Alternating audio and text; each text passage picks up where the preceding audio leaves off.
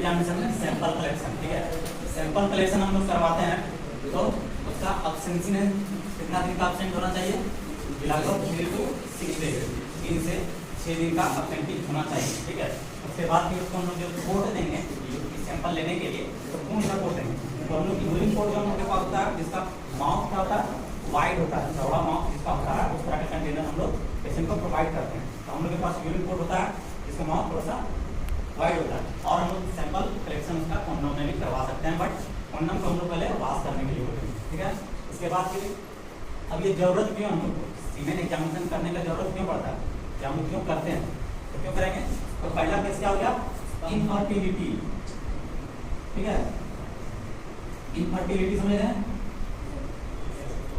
Infertility क्या, infertility आने की कोई न्यूली मैरिज है, मैरिड है, उनका क्या बच्चा नहीं रुक रहा, ठीक है, तो हो सकता है उसका जो मेल है, मेल में क्या होगा कि स्पर्म नहीं हो सकता, ठीक है, जिसको हम लोग बोलेंगे इनफर्टिलिटी।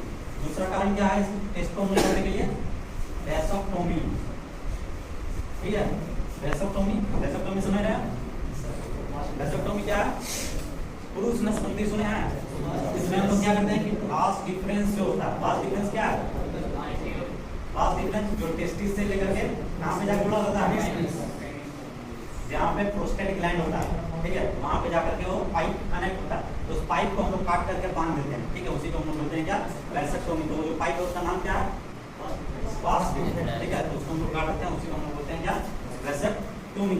और क्या हम लोग क्या करते हैं, एक और केस है इसमें medico legal, medico legal case, medico legal case समझ रहे हैं, मेडिको लीगल जैसे किसी का रेप हुआ, ठीक है, तो जो मेडिकल एग्जामिनेशन करते हैं तो क्या करते हैं उसमें, तो उसमें हम लोग वेजाइना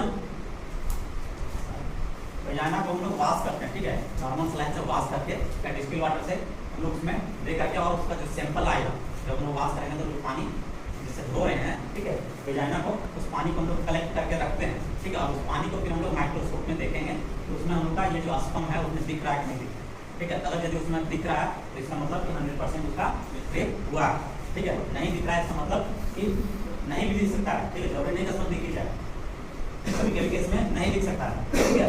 ये 3 केस के लिए हम लोग क्या करते हैं, स्पर्म या सीमेन एग्जामिनेशन हम लोग को करने की जरूरत है। इसमें करते हैं क्या, जैसे इनफर्टिलिटी के केस में हम लोग सबसे पहले फिजिकल एग्जामिनेशन करेंगे, ठीक है, फिजिकल में क्या देखेंगे, वॉल्यूम, पहला हम लोग देखेंगे क्वांटिटी हो, कितना सैंपल हमको ला करके पेशेंट दिया, ठीक है, तो कम से कम 2 ml होना चाहिए, 2 ml से कम नहीं, 2 ml से कम है तो उसके हम लोग क्या बोलेंगे, ओलिगोस्पर्मिया बोलेंगे, ठीक है। फिर हम लोग उसमें कलर देखते हैं, जो सैंपल दिया है लगभग 2 ml, ठीक है, अब उसका कलर देखें, कलर क्या रहेगा, या तो व्हाइट हो सकता है या तो ग्रे हो सकता है, ठीक है।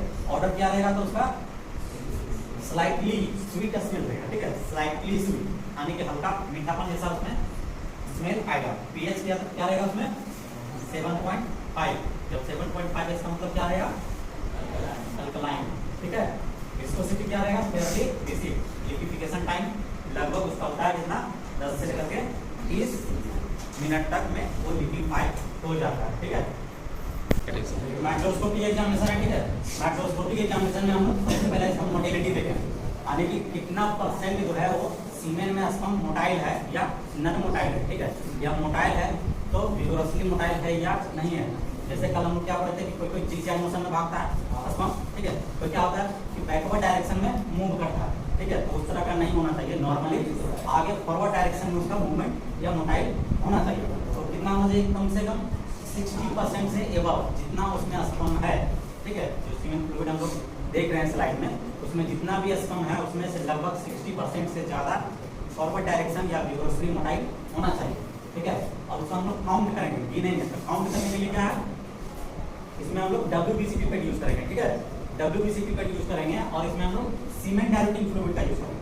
जैसे WBC काउंट करते थे उसमें क्या था, WBC डायल्यूटिंग फ्लूइड था, उसी प्रकार से यहाँ पे क्या है, सीमेन डायल्यूटिंग फ्लूइड, ठीक है, उसमें हम लोग कैसे करेंगे, WBC क्या करते हैं 0.5 तक हम लोग सीमेन फ्लूइड लेंगे, ठीक है, और फिर उसमें 11 मार्क तक सेमिनल डायल्यूटिंग फ्लूइड को फिल करेंगे। फिल करने के बाद भी उसको ऐसे मिक्स करेंगे 2 मिनट तक। मिक्स करने के बाद फिर उसको हम लोग चैम्बर में चार्ज करेंगे, न्यूबर काउंटिंग चैम्बर में चार्ज करके और फिर उसको हम लोग माइक्रोस्कोप में काउंट करेंगे, गिनेंगे, ठीक है। तो उसमें कम से कम दिखना चाहिए कितना, 60 मिलियन पर ml, ठीक है। 60 मिलियन से ज़्यादा दिखना चाहिए, लेकिन एबनॉर्मल क्या है, लेस देन 20 मिलियन, ठीक है।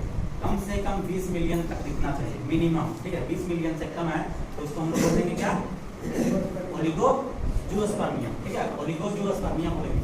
जब 20 मिलियन से कम काउंट रहेगा तब। तो हम लोग देखें यहाँ पे क्या काउंट नॉर्मल कितना होना चाहिए, लगभग 20 से लेकर के 60, ठीक है। 60 से ज़्यादा रहेगा कोई दिक्कत नहीं, बहुत अच्छा है, ठीक है, लेकिन 20 से कम नहीं होना चाहिए।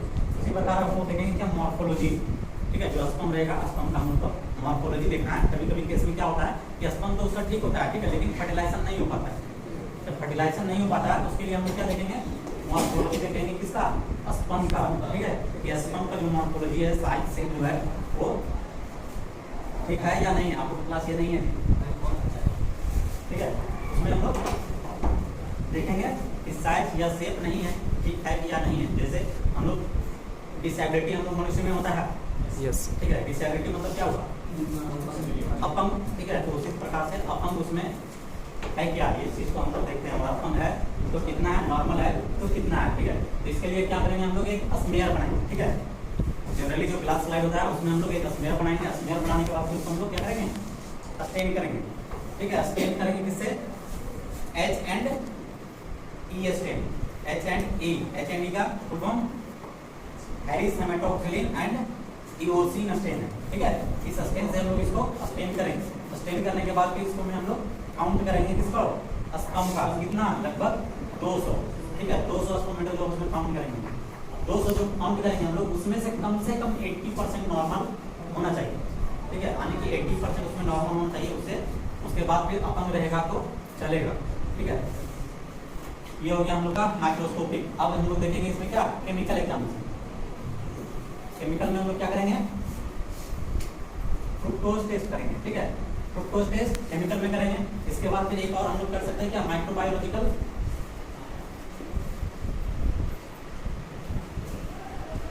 माइक्रोबायोलॉजिकल टेस्ट भी हम लोग कर सकते हैं। इसमें क्या करेंगे हम लोग, कल्चर लगाएंगे, ठीक है। कल्चर इसमें लगाएंगे तो क्या देखेंगे, स्पर्म उसमें बढ़ेगा नहीं, सीमेन का हम लोग लगा रहे हैं, ठीक है। तो उसमें हम लोग देखेंगे किसी प्रकार का उसमें इंफेक्शन हुआ है तो बैक्टीरिया तो नहीं है, ठीक है। किसी प्रकार का उसमें बैक्टीरिया तो नहीं ग्रो कर रहा है, ठीक है। अगर जैसे बैक्टीरिया है तो फिर उसका हम लोग ट्रीटमेंट के लिए डॉक्टर जो है उसको फिर ट्रीटमेंट या दवाई वगैरह दे करके फिर करते हैं, ठीक है। तो माइक्रोबायोलॉजिकल टेस्ट में हम लोग क्या करेंगे, उसका कल्चर लगाएंगे, ठीक है। इसमें फ्लूइड जो रहेगा उसका हम लोग कल्चर लगाएंगे। कल्चर लगा करके फिर उसमें हम लोग बैक्टीरिया का ग्रोथ देखेंगे, ठीक है।